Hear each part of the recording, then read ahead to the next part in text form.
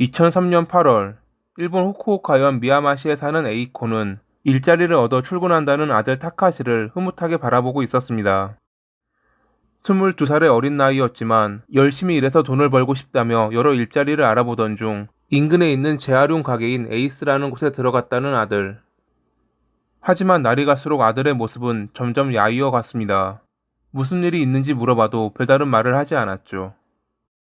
계속되는 추궁에 잔업이 많아 그렇다고 답하긴 했지만 뭔가 다른 것이 있음이 분명한데 아들은 끝내 입을 열지 않았습니다. 그해 12월에는 갑자기 에이스를 운영하는 나카오 부부의 집에서 출퇴근할 거라며 필요한 짐들을 챙겼던 아들을 당시 에이코는 이해하지 못했습니다. 휴일에도 집에 오지 않는 아들이 걱정된 그녀는 직장까지 찾아갔지만 나카오 부부는 일이 바쁘다며 그들을 만나지 못하게 했습니다. 오히려 그녀에게 아들이 사고를 쳐 가게에 손해를 입혔다며 보상금을 요구했죠.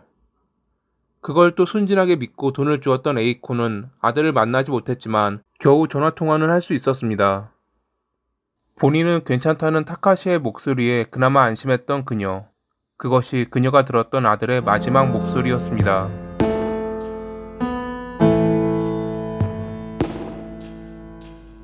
일본 에이메현 가미지마조에서 구남매 중 장녀로 태어난 치사는 학창시절 운동을 좋아한 활동적인 여성이었습니다. 배구부 소속에 키가 커 매번 팀의 리더 역할을 했고 머리도 잘 돌아갔던 그녀. 가끔 자기 뜻대로 되지 않으면 화를 내는 등 감정 기복이 있긴 했고 야쿠자인 아버지의 거친 성격을 이어받긴 했지만 그럼에도 인기가 많았습니다. 고등학교 시절 도박에 빠진 아버지 때문에 항상 배고픔에 시달렸던 그녀는 그럴 때마다 가게에서 도둑질을 해오라며 동생들을 보냈습니다. 이 무렵부터 그녀는 변하기 시작합니다.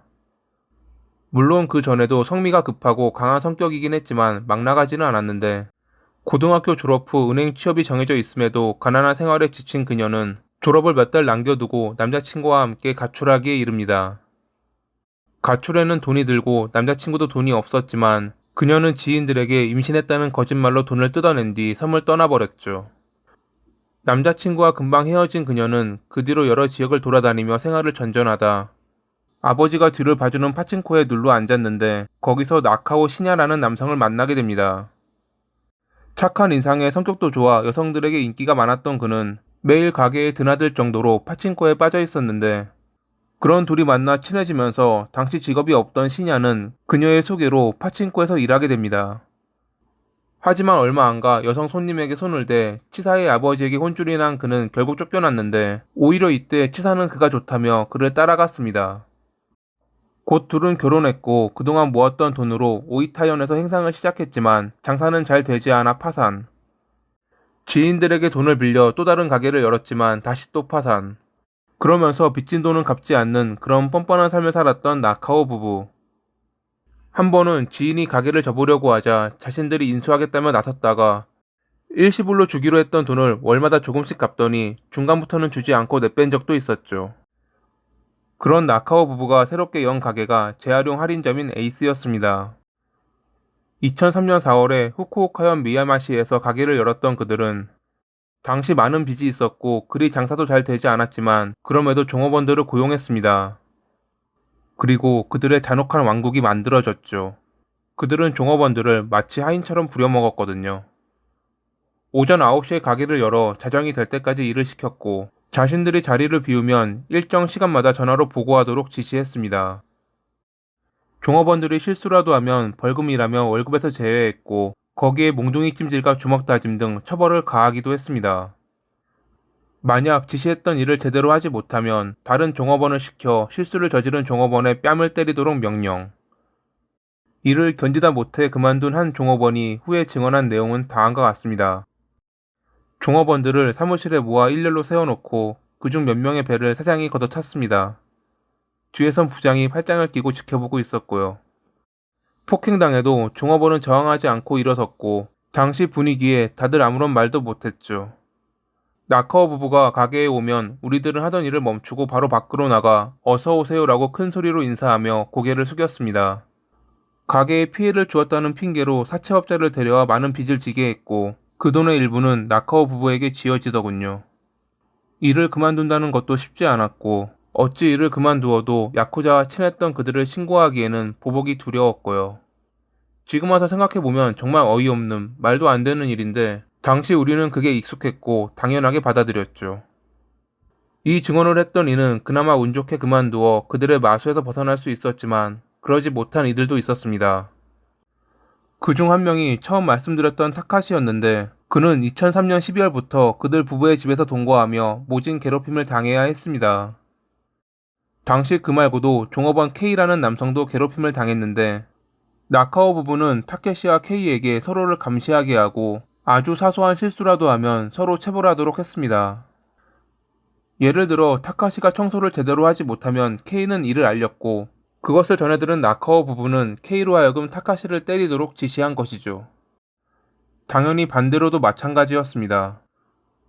이러한 일이 5개월간 지속될 무렵 K가 타카시에게 체벌을 받던 중 사망하기에 이릅니다. 잠시 후 달려온 나카오 부부는 너의 폭행으로 K가 사망했다며 타카시를 윽박질렀고 당시 육체적, 정신적으로 많이 몰려있던 그가 이를 인정하자 경찰에 알리면 네가 붙잡힐 텐데 모른 척할 테니 땅에 묻어 증거를 없애자는 그들의 제안에 그는 고개를 끄덕였죠. 이러한 일을 겪고도 나카오 부부의 체벌은 멈추지 않았고 결국 타카시 역시 1개월 뒤 사망했습니다. 그의 어머니와 먼저 사망했던 K의 가족이 연락이 되지 않는 그들을 걱정하며 경찰을 동원해 가게를 찾았지만 나카오 부부는 그 둘이 갑자기 그만두고 나오지 않아 자신들이 곤란하다며 되려 뻔뻔하게 큰 소리를 내었다고 합니다.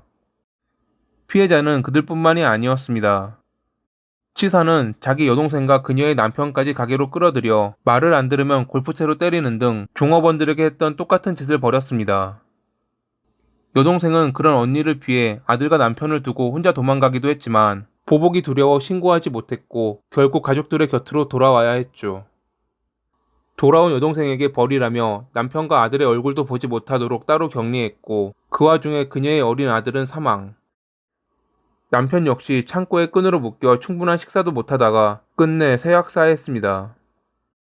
여동생의 남편은 공대 대학원까지 나와 젊은 나이에 좋은 직장에서 과장을 달고 미국에 정근까지 갔던 소위 말하는 엘리트로 당시에 타지 생활에 적응하지 못한 아내의 강요로 퇴사 후 일본으로 돌아와 처형인 치사의 가게에서 일을 하다 이런 최악의 결말을 맞이했습니다. 나카오 부부가 체포된 것은 2014년 4월 11일, 첫 범행이 있고 무려 10년이 지난 뒤였습니다.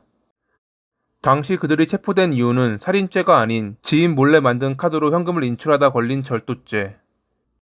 이 체포를 계기로 신문을 하던 경찰은 과거 그들 주변 인물들의 실종을 의심해 추궁했고 결국 신야가 이제는 지쳤다라는 말과 함께 모든 범행을 자백하며 영영 묻힐 뻔한 그들의 범죄는 만천하에 드러났습니다. 그들은 신야의 본가 정원에 피해자들을 유기한 뒤 백골화되면 분쇄기로 부수어 인근 하천에 버리곤 했는데 그들이 말한 정원과 하천 바닥에서 뼈가루가 발견되었고 확인 결과 실종된 피해자들의 DNA와 일치한다는 것을 알아낼 수 있었죠. 너무 오랜 시간이 지난 뒤 체포된 터라 별다른 물적 증거가 남지 않아 그들은 살인죄가 아닌 상해치사죄로 기소되었습니다. 원래 살인죄로 처벌이 되려면 살인에 대한 고의가 인정되어야 하지만 그러한 증거들이 없어 결국 상해치사죄가 적용된 것이었죠. 그리고 당시 일본의 상해치사 공소시효는 10년. 그렇게 첫 피해자였던 K의 사건은 공소시효 만료로 불기소 처분되었고 그나마 타카시와 치사의 매부 그리고 조카의 살인에 대해 상해치사가 적용됐는데 2016년 5월에 열린 재판에서 치사는 폭행을 지시한 것은 남편인 신야고 자신은 아무런 연관이 없다며 범행 관여를 부인했지만 조종한 것은 그녀였다는 가게를 그만둔 다른 이들의 증언과 신야의 자백으로 결국 나카오 부부는 각각 30년과 28년의 징역을 선고받았습니다. 범행을 주도한 것은 치사라고 판단해 그녀에게 2년을 더 주었던 것이었죠. 고통을 주려고 했지 살인까지는 없었다는 주장이 받아들여져 그들은 구형인 종신형을 면할 수 있었다고 합니다. 물론 재판부는 판례와 더불어 여러 법률에 근거하여 이러한 판결을 한 것이겠지만 4명의 목숨을 앗아가게 만든 것 치고는 죗값이 너무 가볍다는 생각이 드는 이 사건. 언젠가는 그들이 지옥에서 나머지 죗값을 받길 바라며 이만 마칩니다. 오늘도 시청해주셔서 감사합니다.